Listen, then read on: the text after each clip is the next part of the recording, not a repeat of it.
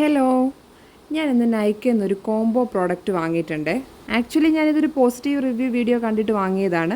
പക്ഷേ അത് കോംബോ ആയിപ്പോയത് എനിക്ക് അബദ്ധം പറ്റിയതാണ്. പോസിറ്റീവ് റിവ്യൂ കണ്ടിട്ട് ഞാൻ വാങ്ങാൻ ഉദ്ദേശിച്ചത് മൊയയുടെ ഒരു പെർഫ്യൂമാണ്. പക്ഷേ ഓർഡർ ചെയ്തപ്പോൾ അറിയാതെ പെർഫ്യൂമും സ്ലിംഗ് ബാഗും കൂടെ ഉള്ളൊരു കോംബോ ആണ് ഓർഡർ ചെയ്തത്.